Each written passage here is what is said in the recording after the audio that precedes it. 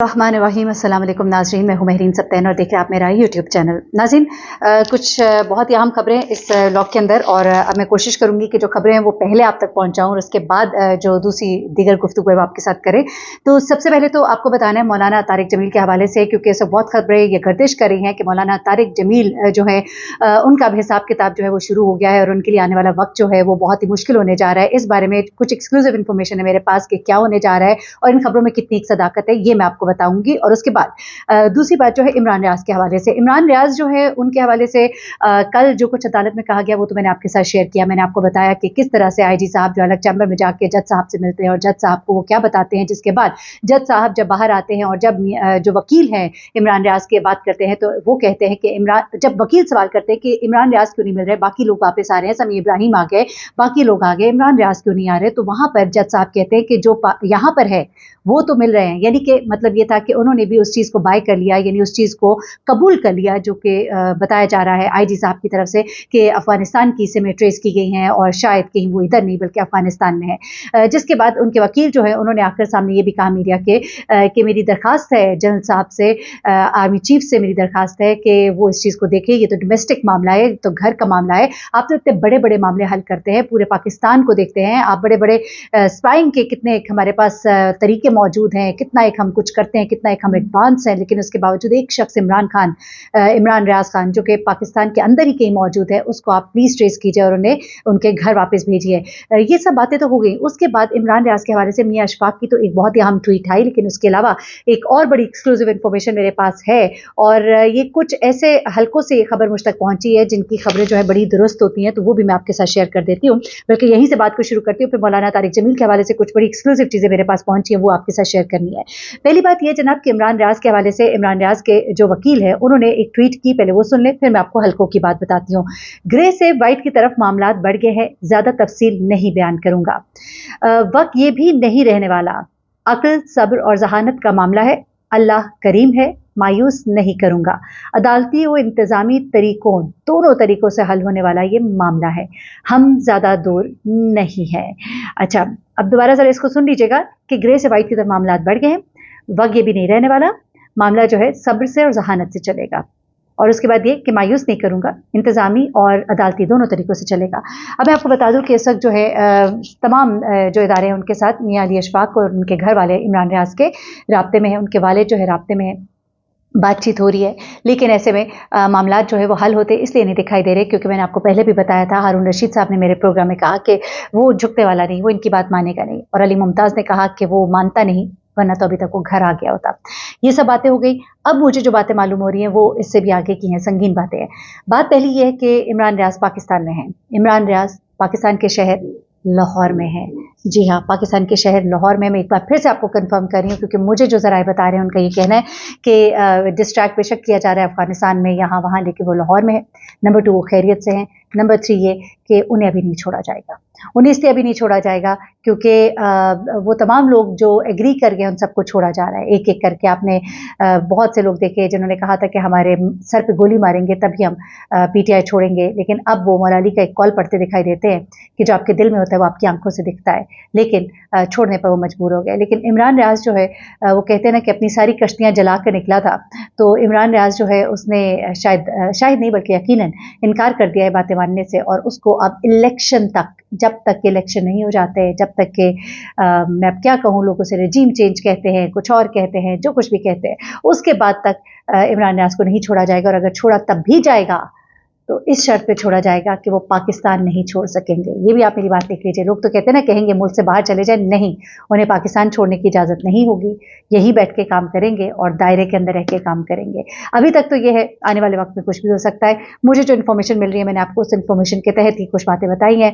Election तक इमरान रियाज को छोड़ने का इरादा नहीं है। आप देखेंगे आने वाले वक्त में तारीखों पर तारीखें, पेशियों पर पेशियाँ होंगी, अजीब अजीब खबरें आपको सुनाई देंगी। कभी कहा जाएगा अस्पताल पहुंचा दिया गया, अस्तगफिरुल्लाह, कभी कहा जाएगा मार दिया गया। मैं मैं आपको बताऊं, इमरान नियाज को मारने का कोई इनका इरादा नहीं है, किसी का इरादा नहीं है।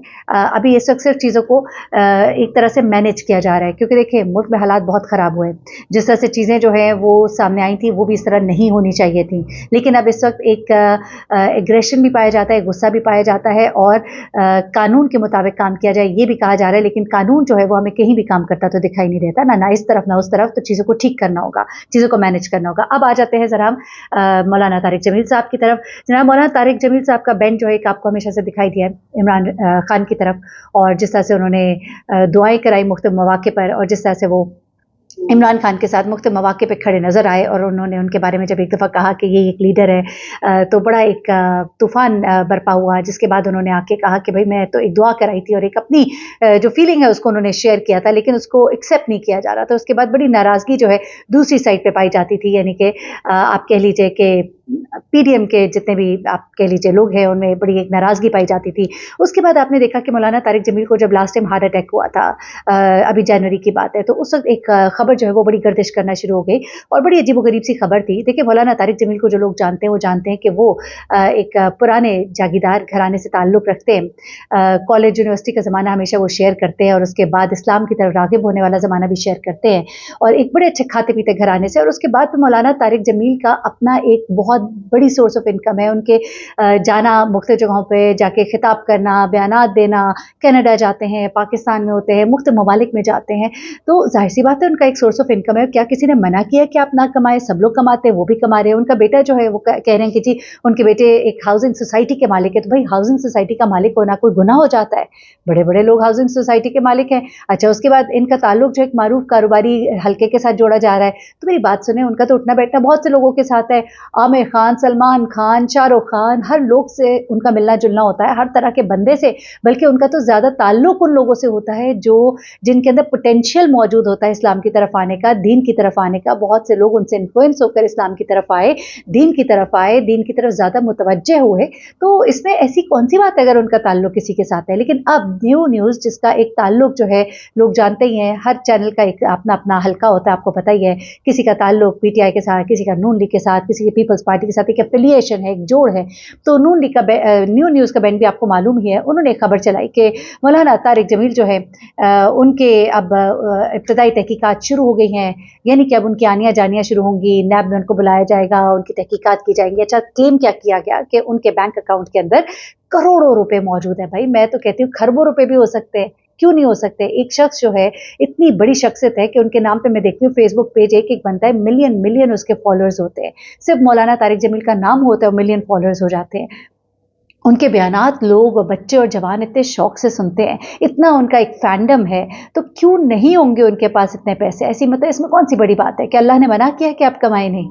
और वो चैरिटी करते होंगे तो आपको क्या पता कि क्या नहीं करते होंगे। एक उन्होंने ब्रांड कपड़ों का खोला था, जिसके वो लोगों ने बड़ी बातें बनाई कि जी मौलाना साहब जो है उसके लिए ब्रांड के लिए भी चंदा जमा कर रहे हैं। बाद में पता लगता है कि जनाब उस ब्रांड की जितनी इनकम है उसको कहाँ पे इस्तेमाल किया जा रहा है। तो MTJ के नाम से कालबन वो ब्रांड था, और उसके अंदर फिर बाकायदा जाके लोगों ने प्रोग्राम्स किए और फिर पता लगा कि क्या सिलसिला है।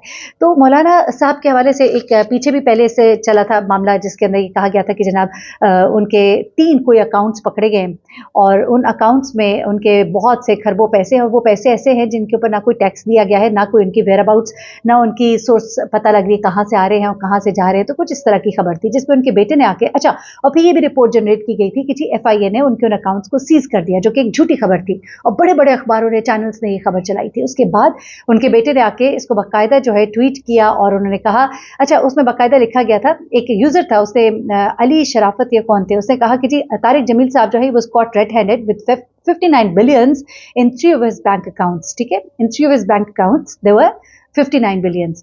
भाई 59 billions तो हो सकते हैं, 3 अकाउंट्स में भी हो सकते हैं, लेकिन क्या उन्हें फ्रीज कर दिया गया? क्या वो कोई गलत थे पैसे? मतलब एक बात है ना करने की, ठीक है 59 billion quite a huge amount, लेकिन एक तो पहले ये झूठ था।